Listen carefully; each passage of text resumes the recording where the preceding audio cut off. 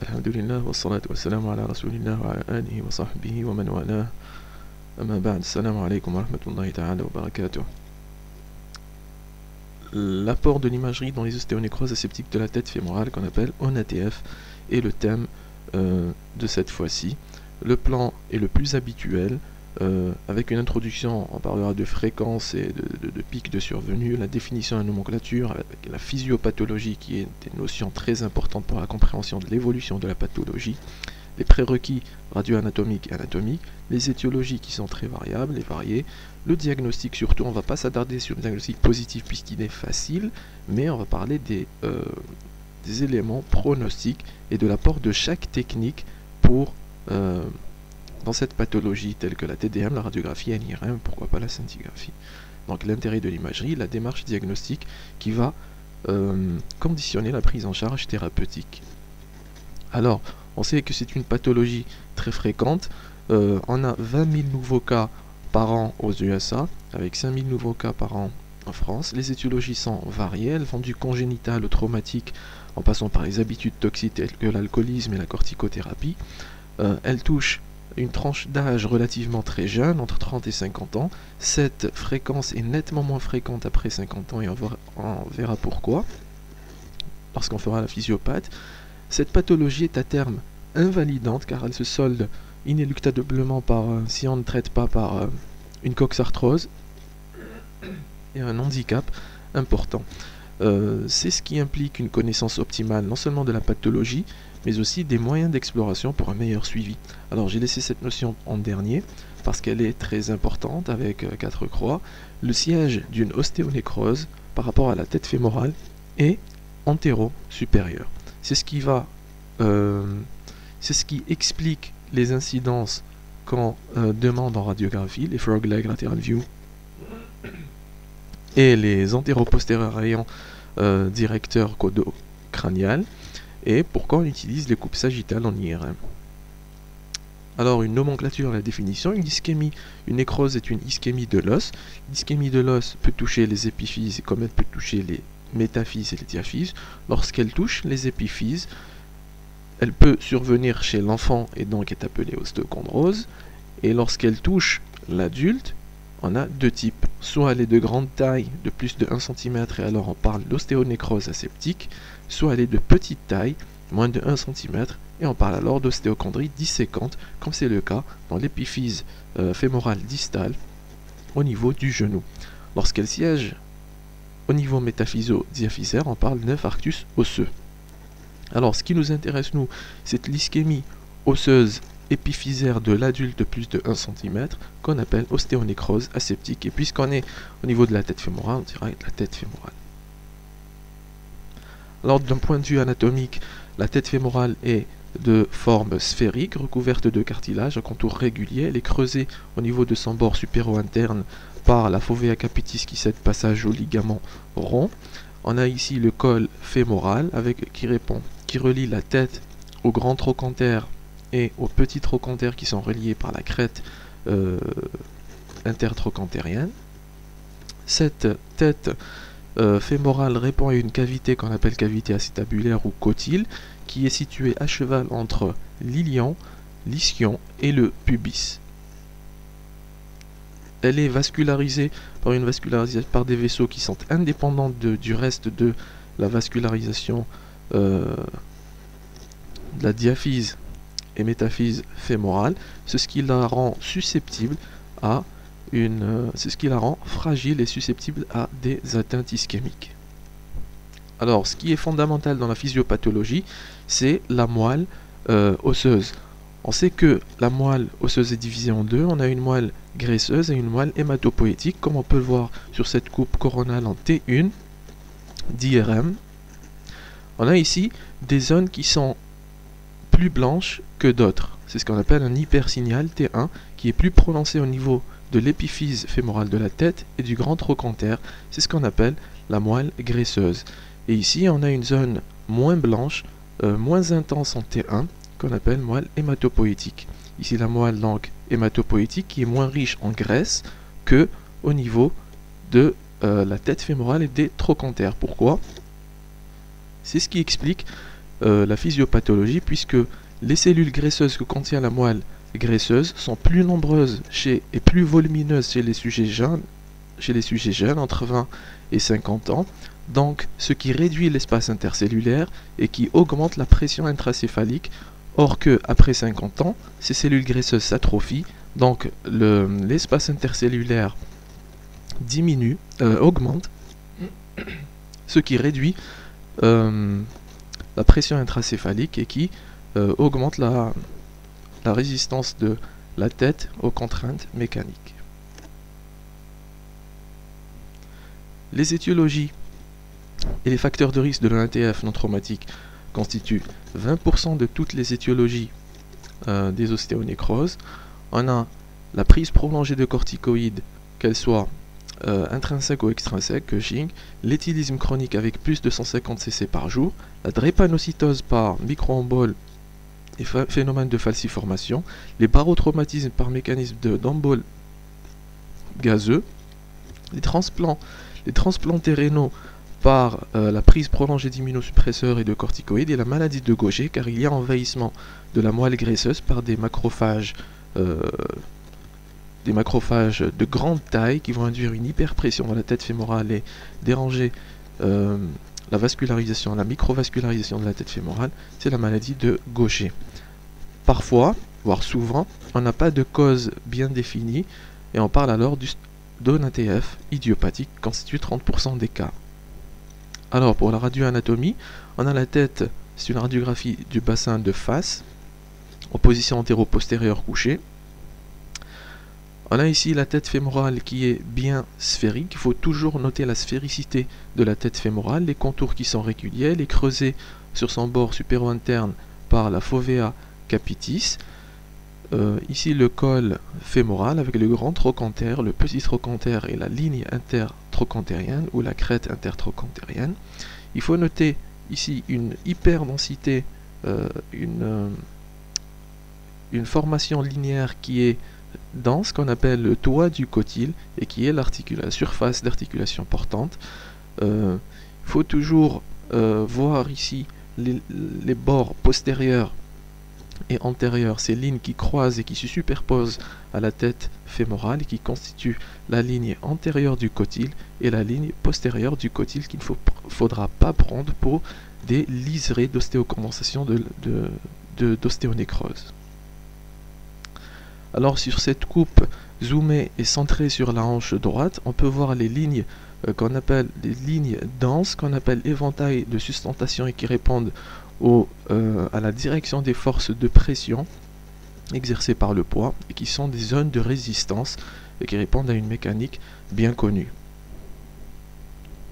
Les outils diagnostiques dont nous disposons sont la radiographie, la TDM, l'IRM et la scintigraphie. Alors, notre rôle de l'imagerie, c'est d'apporter un rôle diagnostique, pronostic et une planification thérapeutique. On va commencer le plus naturellement par la radiographie. C'est c'est l'examen de première intention, bien sûr. Elle est la plus accessible, pas chère. Elle permet de poser le diagnostic positif. Elle permet la classification pronostique qu'on appelle d'Harley et Fica qu'il faudra retenir, qui conditionne la prise en charge thérapeutique. Et elle nécessite des incidences particulières qu'il faudra mentionner à l'examen ou qu'il faudra pratiquer en pratique quotidienne. C'est la face antéro-postérieure de préférence à rayon directeur caudo-crânial pour désuperposer la tête fémorale du cotyle. C'est ce qu'on appelle l'outlet. Sinon, si c'est un face strict, pas de problème. Et surtout, l'incidence à réaliser, c'est le frog leg lateral view, c'est-à-dire l'incidence en position de grenouille, qu'on appelle également le Lowenstein incidence. Alors, comment il va être réalisé? On va mettre le patient en position de grenouille comme schématisé sur ce croquis et avec le rayon directeur de cette manière. Pour les sujets moins souples, on peut demander de mettre le pied contre le genou controlatéral et avec un rayon directeur vertical antéro-postérieur. Alors, quel est l'intérêt de cette frog leg lateral view? Comme on a dit, que le siège le plus fréquent des ostéonécroses était antéro-supérieur, la latéralisation, la rotation latérale du fémur, c'est-à-dire la rotation en dehors du fémur, va permettre de désuperposer la zone antérieure de la zone postérieure. Donc si on a ici une lésion d'ostéonécrose, on pourra la voir mieux en frog leg lateral view plutôt qu'en antéro-postérieur, puisqu'elle sera superposée à celle-ci. Alors les étapes d'évolution de l'ONATF, l'étape la première est l'ischémie et la résorption de l'os nécrosé, qui peut être normal en radiographie. Il va se manifester peut-être par des foyers de déminéralisation sans aucune non caractérisable, sans aucune signification radiologique.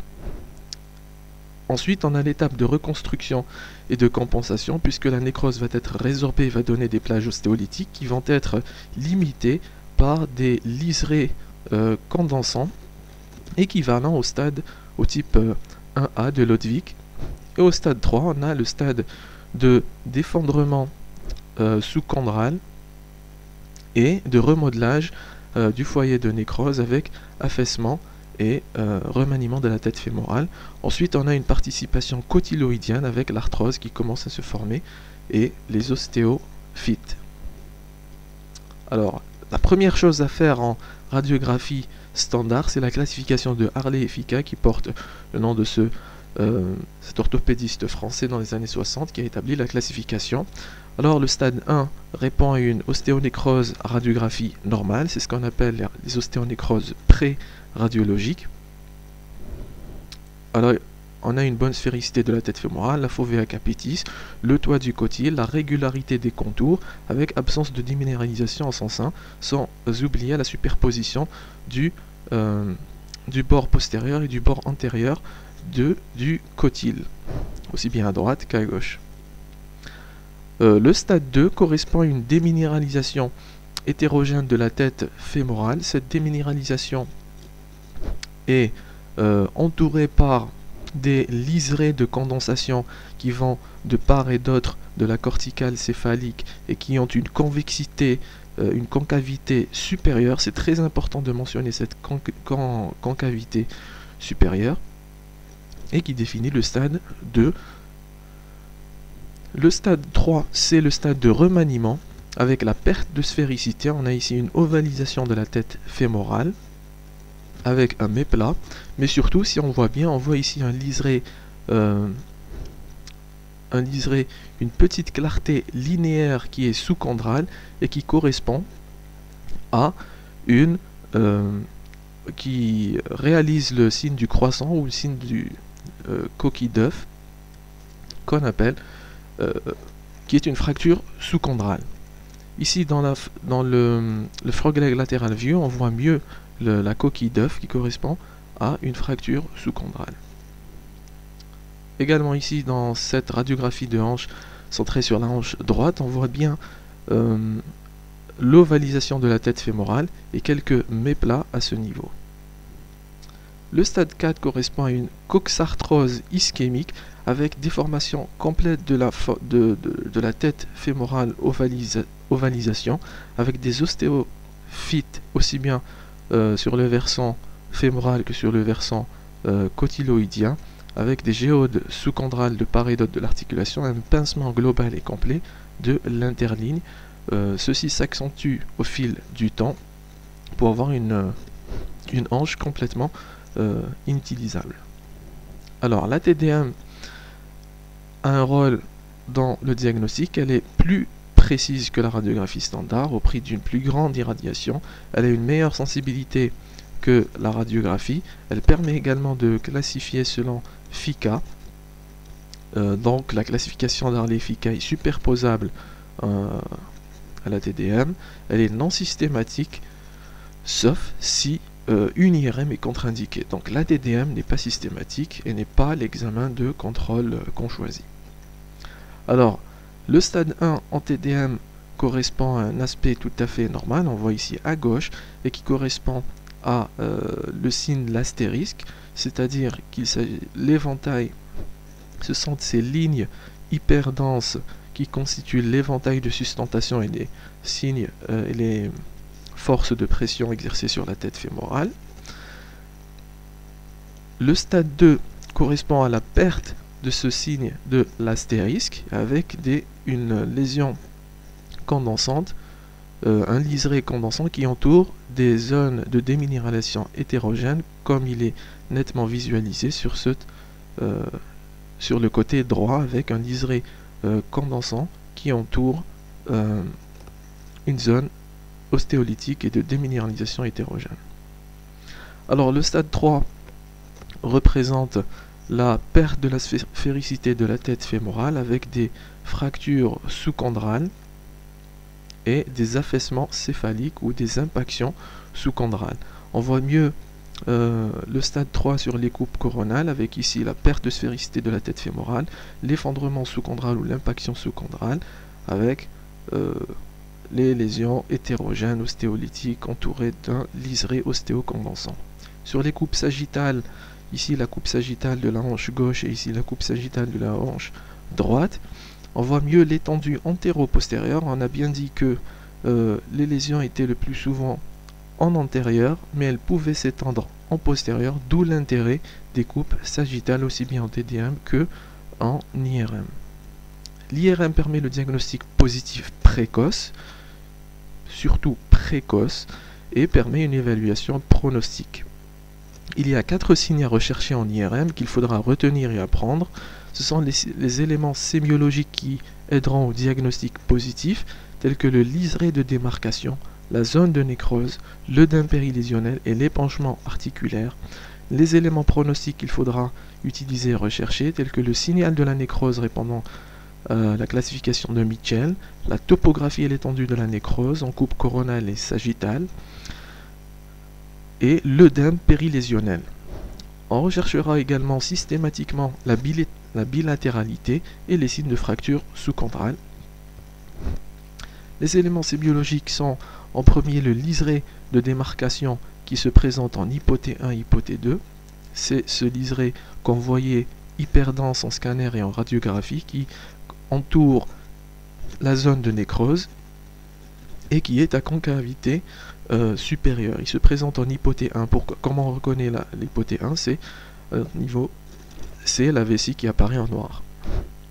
Il se présente également en hypothé 2 et il y a un signe qui est pathognomonique de l'ostéonécrose en IRM, c'est la double ligne de Mitchell qui se manifeste comme un liseré de démarcation hypothé 1 hypothé 2 doublé en dedans par une ligne qui se présente en hyper T2 et qui est pathognomonique de l'ostéonécrose aseptique de la tête fémorale.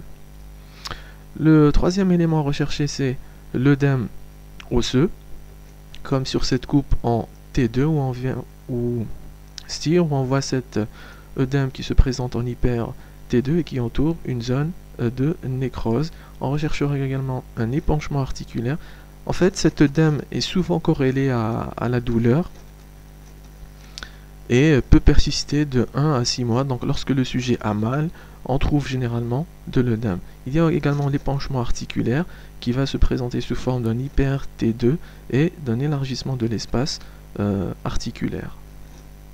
Alors les éléments pronostiques qu'il faudra retenir, c'est la classification de Mitchell. C'est quoi? Elle dépend du signal du foyer de l'ostéonécrose. Alors elle va du A au D. Et en fonction du signal de la nécrose, elle peut être graisseuse, alors on parle de nécrose momifiée, hémorragique, liquide ou fibrose. Lorsqu'elle est en hyper T1, iso T2 ou hyper T2, on parle de signal graisseux. Lorsqu'elle est en hyper T1, hyper T2, on parle de signal hémorragique. Ou hypo T1, hyper T2, signal liquidien. Ou alors hypo T1, hypo T2, on parle de signal fibrotique. Quel est l'intérêt? Des études ont été faites dans ce sens.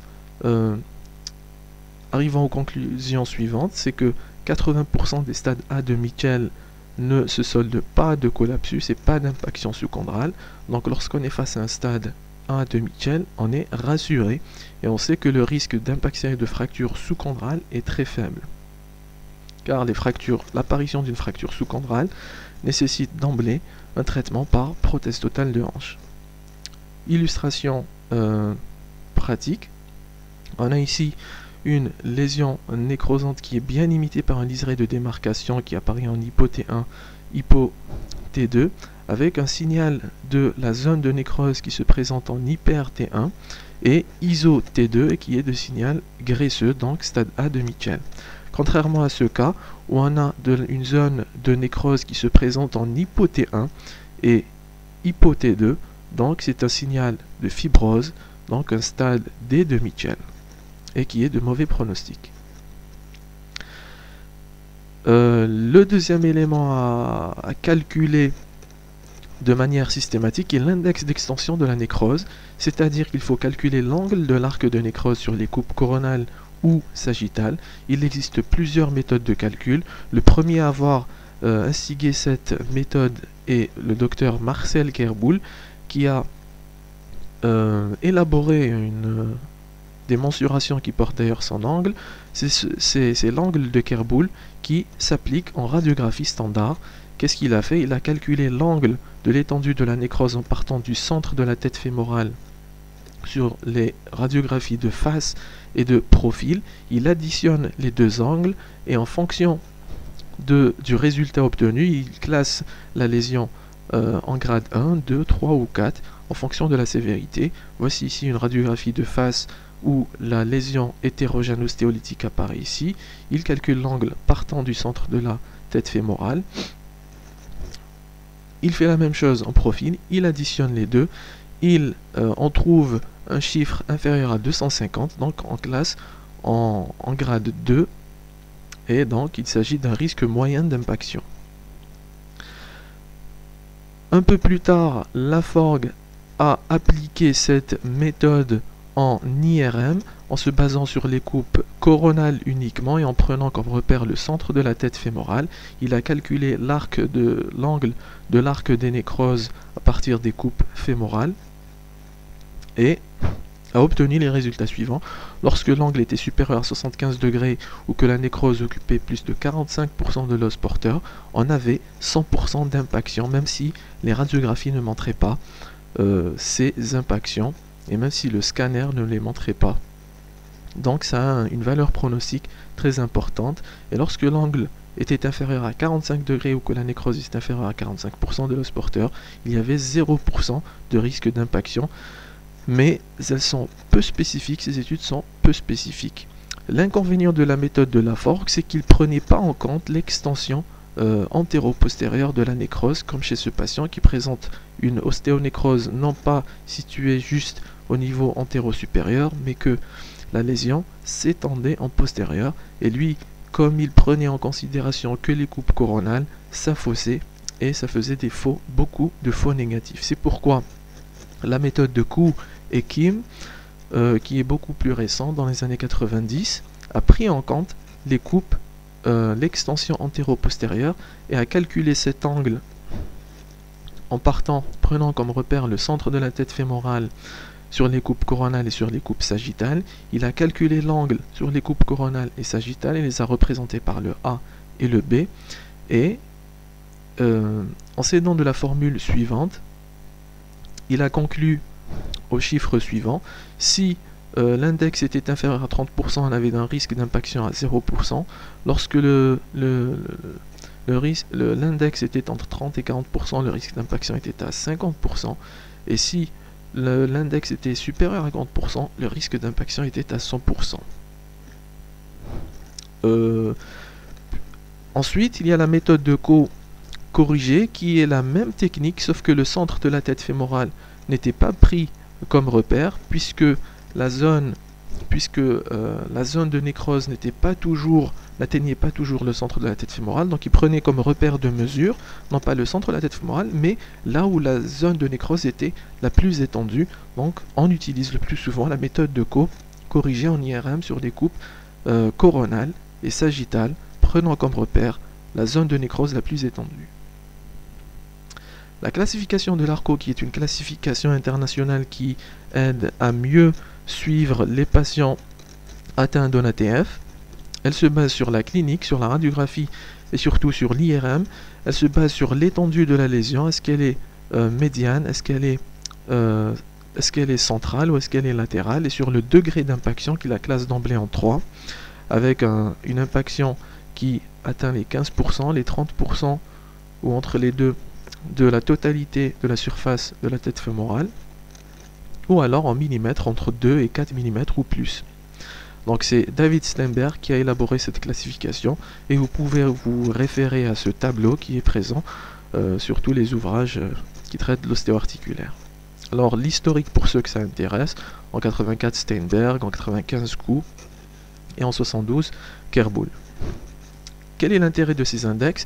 C'est d'éviter la TDM, puisque la TDM est la plus sensible pour évaluer l'impaction sous-chondrale, donc éviter l'irradiation inutile puisqu'on dispose de chiffres qui nous permettent en IRM d'évaluer le risque d'impaction, de pallier au peu de sensibilité de la radiographie puisque les contrôles se font par radiographie, et de prévenir les échecs thérapeutiques puisque un sujet qui présente un risque accru d'impaction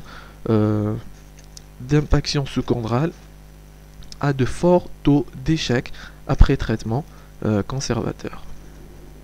La scintigraphie va permettre de retrouver l'ostéonacrose qui va se manifester sous forme d'une hyperfixation de la hanche mais qui est non spécifique. Il y a un signe qui est pathognomique, qui est très spécifique mais malheureusement très peu sensible, c'est la cocarde scintigraphique qui va se manifester par une hypofixation centrale entourée en périphérie par une hyperfixation. Ce signe est très peu sensible, il n'est pas toujours visible, donc la scintigraphie a perdu de son intérêt par rapport à l'IRM. L'intérêt de l'imagerie dans l'étude de l'ostéonécrose est dans son enjeu. L'enjeu majeur est le diagnostic précoce, c'est pourquoi on demande systématiquement des IRM pour l'évaluation et pour le diagnostic. Éviter le recours au PTH qui est le traitement de dernier recours et qui est un traitement radical. Ainsi, lorsque un traitement conservateur sera indiqué devant le stade 1 ou 2, le traitement conservateur va correspondre à une mise en décharge systématique, telle que des béquilles, un forage de décompression, comme illustré sur ce schéma. C'est quoi le forage de décompression? Puisqu'on a une hyperpression intracéphalique qui est à l'origine des désordres vasculaires, on va forer et créer de l'espace et augmenter l'espace intercellulaire qui va décomprimer C'est le même principe de la valve lors des hydrocéphalies. L'ostéotomie de valgisation qui va permettre, c'est une chirurgie qui va permettre de désaxer et de changer le point d'appui et les zones de pression de la tête fémorale d'un point à l'autre. Et il y a la cimentoplastie, mais le plus souvent on utilise le forage décompression. Un traitement radical sera de mise pour les stades 3 ou 4, c'est-à-dire dès lors qu'on a une impaction sous-chondrale ou alors qu'on a une ovalisation ou une perte de la sphéricité de la tête fémorale. On est d'emblée dans le stade 3 ou alors dans la coxarthrose, donc stade 4. On recourra à la prothèse totale de hanche. Quels sont les éléments à choisir? Alors que choisir entre la radiographie et la TDM? La radiographie et la TDM ont un rôle dans la détection des fractures, dans le diagnostic de la perte de sphéricité et dans la recherche d'affaissement céphalique. Ces signes ne sont pas très bien vus en IRM, mais sont par contre très bien évalués en TDM ou en radiographie standard. Ces signes permettent de classer selon Harley-Ficaille qui conditionne la prise en charge thérapeutique. Il faut savoir que 30% des ostéonécroses observées en TDM sont normales en radiographie, ce qui conclut à ce que la TDM est supérieure à la radiographie du fait de sa sensibilité plus grande, et ce au prix d'une plus grande irradiation. Cette conclusion ne doit pas mener à faire des TDM de manière systématique car elles sont très irradiantes. L'IRM et la scintigraphie, que choisir? Elles posent le diagnostic précoce d'un ATF, toutes les deux, mais des études ont démontré la nette supérieure de l'IRM par rapport à la scintigraphie, puisque l'IRM à 1.5 Tesla a une sensibilité de 86% et une spécificité qui va jusqu'à 100%, alors que la scintigraphie a une sensibilité de 78%, donc très basse, et une spécificité de 76%, sauf lorsqu'il y a une cocarde scintigraphique. Alors, l'IRM versus rayon X. Est-ce qu'on utilise l'IRM seul, les rayons X seuls, ou est-ce qu'on utilise le couple IRM-rayon X? Il faut savoir que l'avantage de l'IRM est le diagnostic précoce d'un ATF, alors que le rôle de la radiographie et de la TDM est de préciser s'il y a ou pas des fractures et s'il y a ou pas remaniement de forme de la tête fémorale. Donc, la mise en évidence des fractures par les différents moyens d'exploration en imagerie fait l'objet d'études statistiques qui ont conclu au fait suivant. Une fracture est objectivée en TDM ou en radiographie peut n'apparaître que 6 à 12 mois plus tard en IRM. Donc lorsqu'on a une fracture qui apparaît en TDM, l'IRM ne la montrera que 1 an après.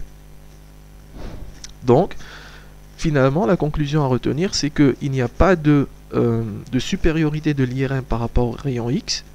Le tout est de savoir que c'est des examens complémentaires et que chaque examen a son intérêt, l'un dans le diagnostic précoce et dans le pronostic de la lésion, et l'autre dans l'évaluation et la stadification de la prise d'Arlé-Efficace qui va conditionner la prise en charge thérapeutique. 10% des PTH aux USA sont destinés aux zones ATF, ce qui constitue un coût, un budget d'1 milliard de dollars par an. Vu que cette pathologie touche une tranche d'âge entre très jeune, entre 30 et 50 ans, et que 10 à 50% d'échecs, 10 à 50% de ces patients se soldent par un échec lors de la pose d'une prothèse totale de hanche à 5 ans, et que la fréquence de l'ONATF bilatérale est très élevée, puisqu'on place une double prothèse totale de hanche par patient, certaines équipes, notamment aux États-Unis, pratiquent aujourd'hui ce qu'on appelle le dépistage de l'ONATF. Donc on dépiste les ONATF pour pallier à ces coûts énormes thérapeutiques. Donc qui doit bénéficier du dépistage d'ostéonécrose?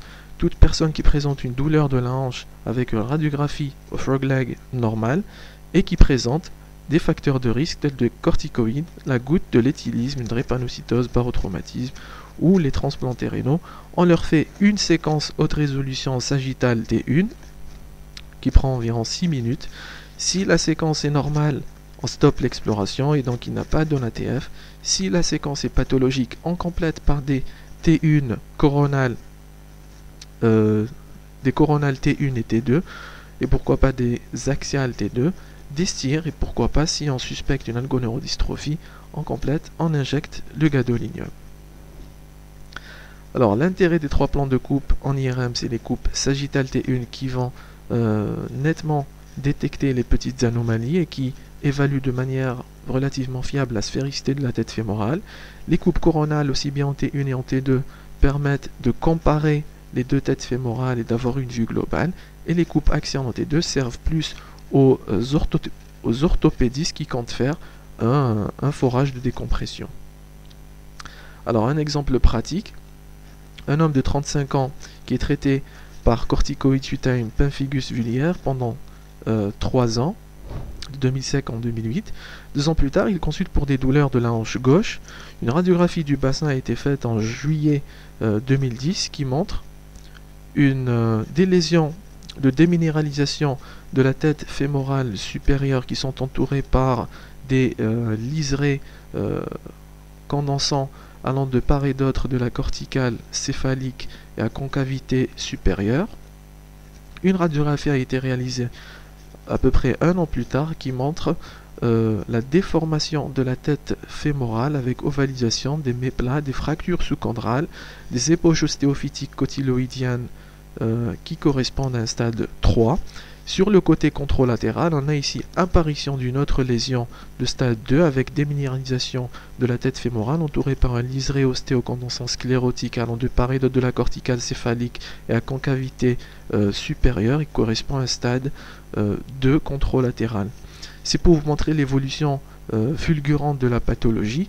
2 ans plus tard, il se retrouve avec un stade 4 bilatéral et en 2012, cette arthrose s'accentue avec des géodes sous-chondrales, l'accentuation du pincement et des ostéophytes. En 2013, également la coxarthrose. Donc le malade, on pouvait le traiter en juillet 2010, on ne l'a pas fait, l'évolution est inéluctablement invalidante et c'est ce qu'il faut éviter. En IRM, il présente un signal hypo T1 des deux côtés, entouré d'un liseré hypo T1 en hypo T1 et hypo T2, bilatéral. En coupe coronale, on voit T2, on voit le liseré de démarcation avec la teinte qui est supérieure, antéro-supérieure, bilatérale.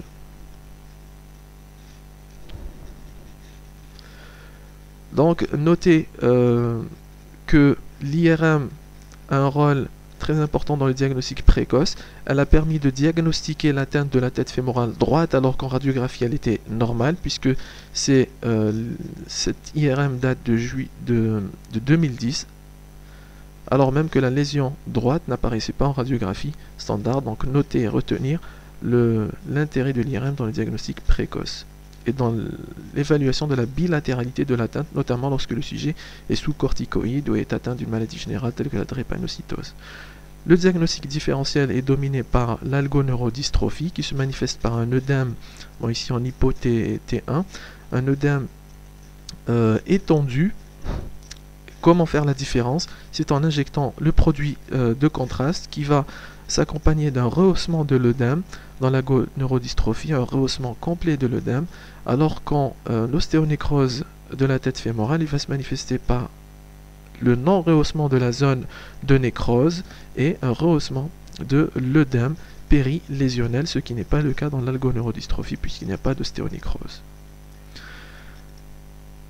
Les fractures par insuffisance osseuse également sont un diagnostic différentiel. C'est pourquoi il faudra retenir que le liseré d'ostéocondensation est à concavité supérieure, contrairement aux fractures par insuffisance osseuse qui vont se présenter par un liseré à concavité inférieure qui se présenteront en hypo T2. Donc en conclusion, il faudra retenir la fréquence de l'ONATF, que cette pathologie est invalidante et très invalidante. Il faudra retenir l'intérêt du diagnostic précoce, sinon on aura affaire à des coxarthroses et des traitements par prothèse totale de hanche. Il faudra retenir l'intérêt d'un traitement adéquat grâce à la classification de FICA et de l'ARCO. Et il faudra retenir également qu'il n'y a pas de gold standard et que les examens IRM et radiographie sont complémentaires. Donc retenez le diagnostic, les facteurs favorisants, la classification d'Arlefica, la classification de Mitchell, les angles et tout, c'est plus pour la pratique que pour l'examen, et retenir que les examens sont complémentaires, et je vous remercie.